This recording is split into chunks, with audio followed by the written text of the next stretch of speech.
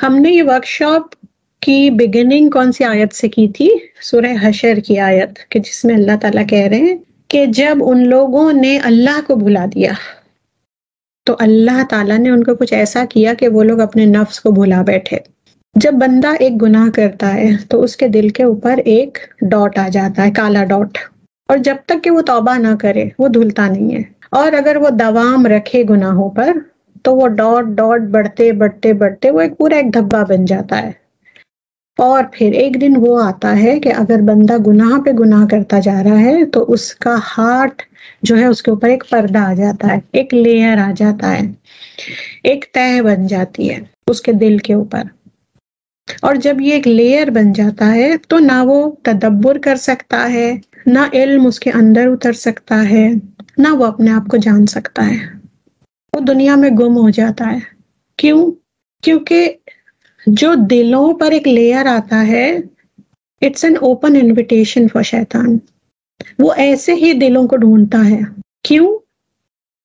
کیونکہ اس کی ایک آمی ہے، اسے اپوائنٹمنٹس کرنے ہیں، بہت ساری ویکنسیز ہوتی ہے اس کے پاس، اور کوالیفیکیشن کیا ہوتا ہے اس کی آرمی میں جانے کا؟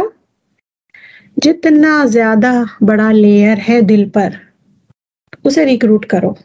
وہ اپنے اسسٹنٹس کو یہ کام پہ لگا دیتا ہے، اور ایک گنہگار انسان، اسے خود نہیں پتا ہوتا کہ میں کس کے لیے کام کر رہا ہوں وداؤٹ سیلری، کیونکہ وہ کیا کرتا ہے ایسے انسانوں کو دین کے فساد میں لگاتا ہے، کیونکہ ان کا ریچ ہی نہیں ہے اب ان کے دل تک کہ وہ سمجھ پائیں کہ واٹ دے آر ڈوئنگ۔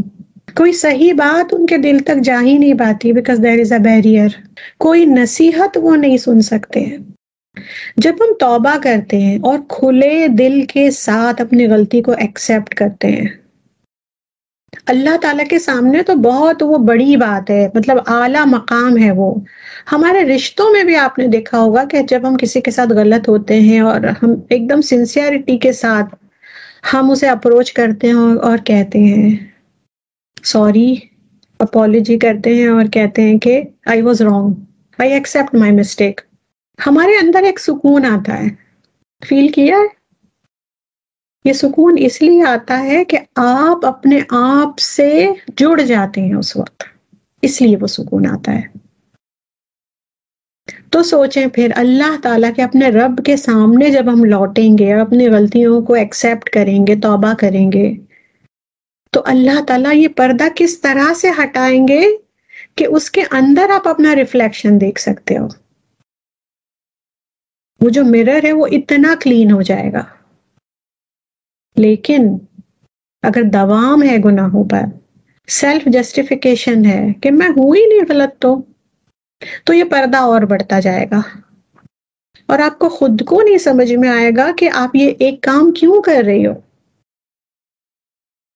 کس قسم کے کاموں میں آپ انوالو ہو، اور اینڈ وائی، کیونکہ آپ اپنے نفس کو بھولی ہوئی ہو۔ جب آپ رب سے جڑو گے تو اپنے آپ سے جڑو گے، اور جب اپنے آپ سے جڑو گے تو رب سے جڑو گے۔ یہ two way bilateral relation ہوتا ہے، یہ کریٹر اینڈ کریشن ہمیشہ کنیکٹڈ ہوتے ہیں۔ کریشن کو دیکھ کے کریٹر تک پہنچا جا سکتا ہے، تعلق بنایا جا سکتا ہے۔ اللہ تعالیٰ نے ایک ان بلٹ ریلیشن رکھ دی ہے ہر انسان میں اپنے تک پہنچنے کی، جو کہ کب پوری ہوتی ہے؟ جب خاموشی ہو، جب سکون ہو، جب باہر کی آوازیں، ان کا جو میگنیٹیوڈ ہے وہ آپ تک نہ پہنچے۔ اب اس چیز کا یہ مطلب نہیں ہے کہ آئی am talking in physical terms. ایک شور والے، نوائز والے گھر میں رہ کر بھی آپ اللہ تعالیٰ سے اپنا ریلیشن بنا سکتے ہو، because I am talking about inside world. باہر کی آواز کانوں میں گونجنا یعنی دوسروں کے اوپینینز آپ کو میٹر کرتے ہیں، دوسروں کے ٹرینڈز، سوسائٹی کے ٹرینڈز، فیشن آپ کو میٹر کرتے ہیں، اس لیے وہ آوازیں آپ کو اپنے دماغ میں سنائی دیتی ہیں۔ ایک ہوتے ہیں ہمارے فزیکل ایئرز، اور ایک ہوتا ہے آپ کا دماغ آپ کو سناتا ہے۔ آپ ان سے دور ہوں، آپ اپنے آپ کو ڈسٹینٹ کر لیں ان سے، تبھی آپ کو رب کا معرفہ ملے گا۔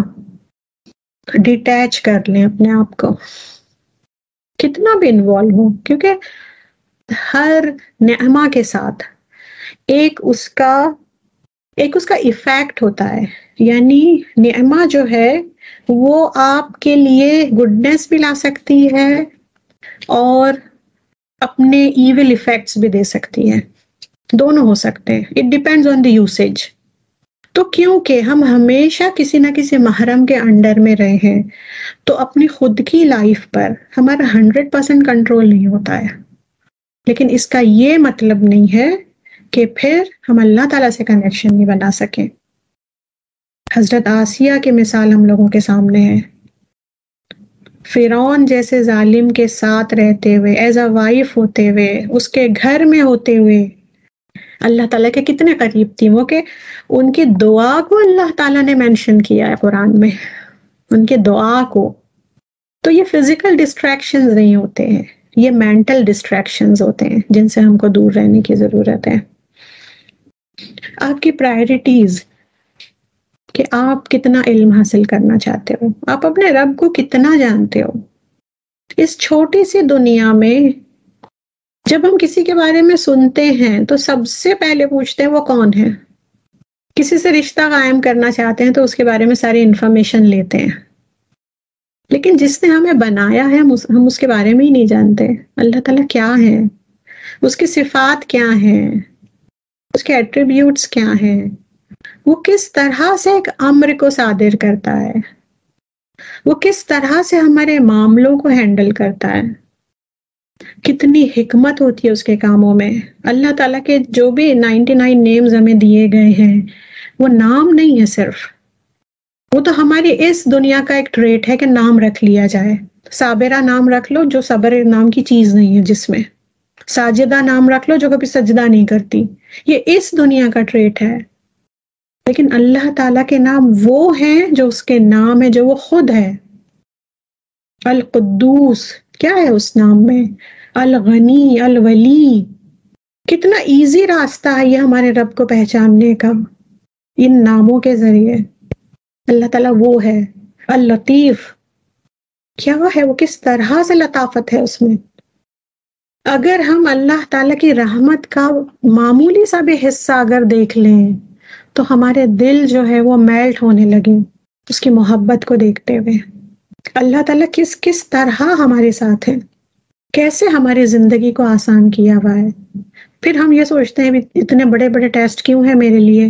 وہ جو ٹیسٹ ہے وہی آسانی ہے آپ کے لیے، ہمیں نہیں پتا. تو رب کو جاننے کی ضرورت ہے. پروفٹ ہوڈ سے پہلے رسول اللہ صلی اللہ علیہ وسلم غار حرا میں جاتے تھے اللہ تعالیٰ کو سمجھنے کے لیے. کیا ہے میرا رب جس نے مجھے پیدا کیا ہے، میرا مقصد کیا ہے، اور یہ کس طرح سے ہوگا. اونلی اینڈ اونلی علم، اللہ تعالیٰ کو جاننا علم سے. اور آج یہ قوم مسلمان علم سے اتنے ہی دور ہیں. میجورٹی آف مسلمز تو یہ سمجھتی ہی نہیں ہے کہ اسے علم حاصل کرنے کی ضرورت ہے. کیا سمجھتے ہیں وہ لوگ، 5 وقت کی نماز پڑھ لیے، قرآن ایک دفعہ ختم کر لیا، رمضان کے 30 روزے رکھ لیے، بہت اچھے مسلمان ہیں ہم. وہ کنسیپٹ ہی نہیں سمجھ میں آتا کہ آخر تک آپ کو علم حاصل کرنے کی ضرورت ہے. تو یہ علم کی اویئرنیس، تھرو علم آپ جانو گے آپ کا رب کیا ہے، اس کی ذات کیا ہے، اس کے بعد ہی آپ اپنے آپ کو سمجھ سکو گے.